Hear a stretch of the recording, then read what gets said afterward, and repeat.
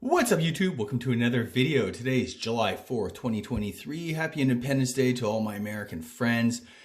Guys, if you're into gold and silver, please like this channel, subscribe, check out my website, My Road to Wealth and Freedom. It's down the link below. Guys, I'm going out on a limb here this month. I'm about to make a pretty big gold purchase. I could use all the support I can get. Guys, please, if you are into gold and silver, if you want to help me out or pay it forward or whatever, please go to my website. The more eyeballs and views I get on the content there, the better. I also got some ads running in that. I appreciate all the support. If you're thinking about investing, I got links for a Quest Trade account. It's an affiliate link. That's who I use. Please help a brother out. Quick disclaimer though, I'm not a financial advisor, so please do your own research before making any investment decision like buying gold or silver, investing in any of the stuff I talk about or the strategies that I discuss. The channel is for entertainment purposes only. The commodity trade is not working in my favor. Oil is down and just can't seem to kind of get much above 70 bucks. I see the Saudis and the Russians just cut. Things are shaping up with China to be a long, kind of prolonged fight. The latest news I saw last night was that China is restricting export of two rare earth minerals, gallium and something else, I think, that are critical for chip makers. So we know there's this chip war going on in the background. The US is trying to restrict, advanced chips from getting into China because they're important for the AI race, and whoever, gets the best, I guess, crosses that barrier with some sort of like crazy AI thing will win. So it's a life or death matter. I think as humanity though, we probably all lose in the end, which is really sad, but this is the world that we live in. Meanwhile, gold and silver have been kind of, they were torpedoed last month in June, and they just haven't really been getting much momentum. Today, gold's at 1935, still a pretty decent, respectable price. I mean, it's not hitting all-time highs or anything like that, but 1935 is close to the 2011 high, and it was kind of close to where it broke out in 2020. So it's kind of hanging in there. Silver to $23.20 right now. Again, it's not to the major lows it's seen in the last decade, but it's definitely not breaking out either. A few months back, I sold my Sprott physical silver fund, and I haven't looked back, and I don't regret it. I made some money on it. I'm waiting to kind of get back in. I did make a small metals purchase last week. I have some really cool things I want to show you guys. I'm going away for a little vacation for about just under a week or something like that, and maybe once I get back, hopefully that order will arrive and I can showcase some stuff. I don't want to give too much away. There's some gold, there's some silver, and there's some interesting paper currency. So we'll just kind of tease that out there. I am looking to make another big purchase. I was kind of considering another one of these PAMP bars, but I think I've spotted something else, which is why I need your help. Share my stuff far and wide. Please check out my website. That's where I make the majority of my online earnings and income. Yeah, I'm trying to, if I can get enough this month, maybe I can get it. If not, I'll have to just maybe wait and try to save up a bit more next month. But yeah, it's interesting times. I don't know about you guys. Are you guys still stacking? I for sure am. And the more and more I see what's going on with the world around me, the happier that I am that I am continuing to stack. I'm undeterred. I just think it's really important to, as our wealth grows, as we kind of become, I guess, wealthier through investments, through real estate, you know, the more traditional type investments. I do think it's really important at this stage in, I don't even want to say an economic cycle, because it's really not an economic, we're at this like crazy long-term like debt cycle. And if for more information, check out Luke Groman. Check out some stuff by Grant Williams. Even the Stan Druckenmiller interview that I mentioned in my last video, the one with Carol Sokoloff or whatever. Check that out. Like, there's real important reasons and good reasons that you need to diversify into things that people just don't have, like gold and silver primarily. I'm speaking here July 4th. Next month, the Brics are meeting, and it's fully expected that they will declare some sort of Brics currency, common trading unit, or a basket of currencies or something like that. And the rumor is that it will be backed by gold. And if it is backed by gold, that's going to put a lot of pressure on the US dollar. And it will probably send the value of gold and by consequence silver as well up. I don't know how much. I find these numbers like almost impossible to truly quantify. So that is maybe kind of like a positive near-term thing for gold and silver. But I think a lot of smart people are really concerned with the deflationary forces at work. The money supply is contracting. I think it's down, latest numbers I've seen, down 2 to maybe 3%, which is not much. They did, like, you know, that's on the back of a 40% increase or something like that in 2020, 2021. So don't be like, oh, wow, it's like, it's this crazy. No, you know, they're still working through some of the stuff from 2020, but we know consumers, anybody with debt is getting killed right now with these interest rates. The Fed has indicated that there are probably at least 2 more hikes yet to come this year. There's a lot of hawkish talk by the ECB. I just saw yesterday Australia paused, or maybe it was today Australia paused, citing inflation is past its peak. It's coming back down. So there's a lot of stuff happening, and there's a lot of conflicting data and ideas, and even among the top experts, they're all still kind of, you know, waving back and forth on this inflation deflation thing. So short term, I guess they call this for deflation, long term inflation. I watched a really scary interview with Simon Hunt on Palisades Gold Radio the other day, and the stuff that guy was saying is just terrifying. I hope it doesn't come to pass, but you know, it's not looking good for the rest of this decade and into the early 2030s. He's essentially calling for like a horrible depression, and you know, basically saying you don't want to have any sort of commodity exposure, or very minimal commodity exposure, until, you know, after we've kind of bottomed in this, you know, depression coming in 24, 25, 26 time frame or whatever.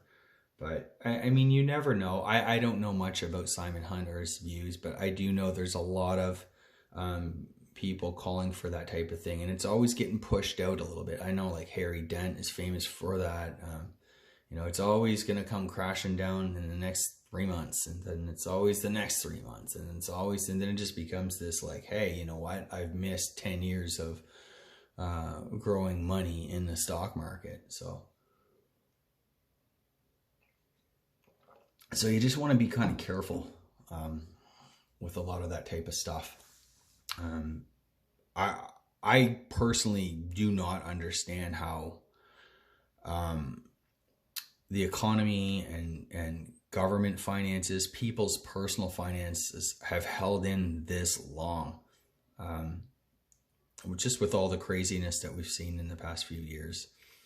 And But hey, I'm willing to accept. I don't know. None of us have a crystal ball. We don't know the future. The best that we can do is kind of diversify and prepare as best we can for that great unknown future. And I don't know about you, but for me, that plan includes a little bit of gold and silver to protect my wealth, my family's like wealth, basically. And that's really kind of what it comes down to. Like, you know, if you're middle class, you know, the price of real estate in many areas is $500,000 easily.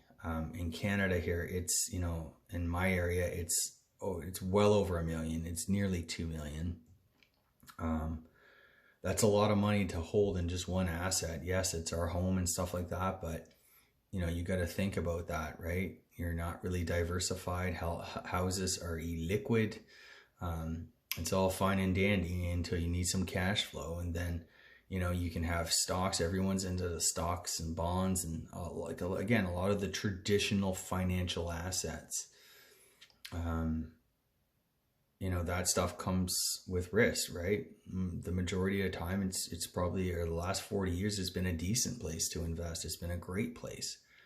We've caught an unbelievable tailwind, and we've benefited enormously from that. And there's not a day that goes by that I don't recognize that, you know what, I was very fortunate to kind of start investing when I did, in earnest, I guess, in 2007, and through that whole mess, because that really kind of set me up personally for a lot of what's come. And but I fully recognize it was essentially just like a timing thing. I guess I had this awareness that, you know, invest, like the Warren Buffett mantra, you know, and invest, be greedy when everyone's fearful and stuff like that. That said, you know, it's possible to be very stupid at, you know, those type of lows when people are being very fearful by not really realizing what you're buying, or understanding the full implications of what may happen if you're wrong in that. So I'm now I'm in a good spot. My family's in a great spot. You know, we just want to have a little bit of diversification, some insurance, gold and silver, primarily gold though. That's real insurance. For an uncertain future. I don't know if this Brics gold-backed currency will work. I don't know if there's going to be a major war. I think a lot of those things are probably likely, but it's very difficult to forecast and foresee, you know, where things will stand in 5-10 years, let alone the next few months. Just think already this decade has been completely crazy with all the stuff that's happened. There's no way we can actually forecast and know for certain. So the best we can do is kind of prepare. And, you know, I still have investments in the stock market that haven't done super great. My more traditional stock investments, like some bank stocks and that type of thing, that's banks, utilities, that pipelines, actually even pipelines now are down. Energy's down. Commodities, broadly speaking, are down. Gold and silver stocks are, man, those guys can never really get ahead. Like, ever since I've been following them, they're always down. They shoot up for very short periods of time, and but they're down significantly. You know, I bought some shares of Newmont in the last couple months, and yeah, they're like trading at essentially half where they were in 2020 when gold first shot up, and gold is actually higher today than it was back then. So there's a lot of things like that. Again, I look at it as when I'm buying these things, you know, position sizing. I guess I don't pour all my money into Newmont or Barrick or anything like that. But I do hold a good portion in what I see as very undervalued stocks. So Pan American Silver is another one that comes to mind. Agnico Eagle Mines, you know, you guys probably know the names as well. It's kind of a small space. But yeah, I'm content just to kind of sit back and wait. I'll accumulate those slowly but surely, and when they pop, I will definitely be a seller. I don't hang around, because I feel like you earn your, I guess, your earnings sitting and waiting. No, I'm not down very much on any of those stocks. Um, Actually, hardly anything at all. I'm probably close to break even to slightly down 1 or 2%. Not a huge deal. And that's just basically your option on, something like a Fed pause or pivot would be really bullish. The falling dollar, that type of thing, is gonna be good for gold. I don't know when that's gonna happen. Smart people thought it already would happen, and every time gold takes off, it'll go up $100. We're at 1930, it will go to 2050, 2070 and stop.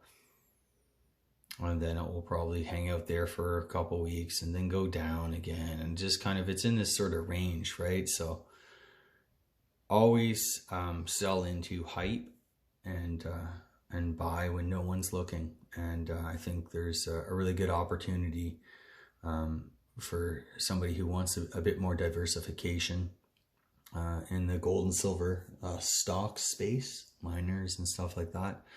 But if you don't have the physical, a little bit of insurance is definitely, worthwhile, and you don't have to spend a lot of money to do it.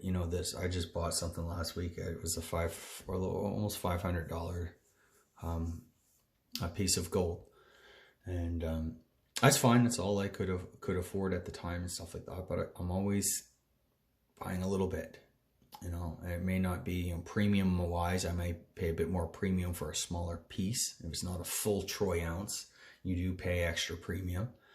But it allows you to slowly acquire a desirable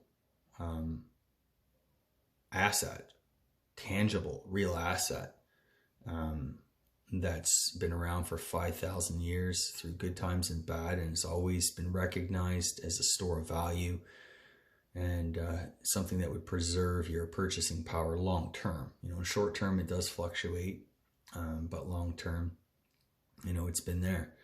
So that's my spiel. I'm looking forward to getting that other piece. I do appreciate all your support. It's been a while. It's been like 4 or 5 weeks since I put a video out.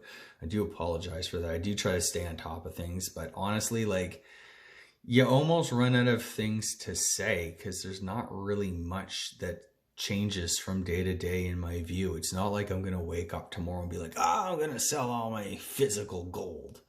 I can't really imagine a scenario that would cause me to do something like that. Maybe like a really juicy land deal or something like that. It would have to be something significant. I wouldn't even sell it for like a dream house or a car, any garbage like that.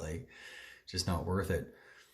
But yeah, so whenever I have something new to say, whenever I maybe feel like I need to make a point about something or whatever, I for sure will put up a new video. But for now, I'm just enjoying summer. Like I said, I got my sights set on another really decent piece of gold. I hope I can get it. I can't wait to show it to you guys if I do. But that's all for today. Enjoy the long weekend. Enjoy summer. Just get out and enjoy life. I feel like all of this financial and economic news and that, it's super stressful. It's always like, it's the end of the world every day. And sometimes it's just important to kind of sit back, reflect, read some books. There's lots of great books out there. If you like geopolitics, check out Henry Kissinger's Diplomacy. That's like one of the key sort of international relations books out there. Highly recommended. I like it.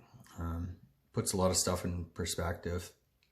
When Money Dies, that's a story about the German-Austrian hyperinflation of the early 20s. I forget, there's another one, A History of Financial Bubbles. Anything to do with financial bubbles, it's really good and interesting to read. A book I haven't gotten a chance to look at yet is Edward Chancellor's The Price of Time. It's all about interest rates and what happens when every time interest rates have been lowered to 2% or less. It's always kind of, nothing good happens. You can imagine asset bubbles everywhere. So that's it. Thanks again for all your support. Hope you guys enjoy this nice weather, and hopefully these wildfires here in Canada will kind of get put out. We could use some rain. But other than that, like the video, subscribe, check out my website, My Road to Wealth and Freedom. I just put out a net worth and my passive income articles. So always do really well. Everyone loves passive income stuff. And I'm just sharing numbers. This is where some of our investments are, and this is what we're earning month to month off them. It's really good. So check that out. Thanks so much. Take care, everyone.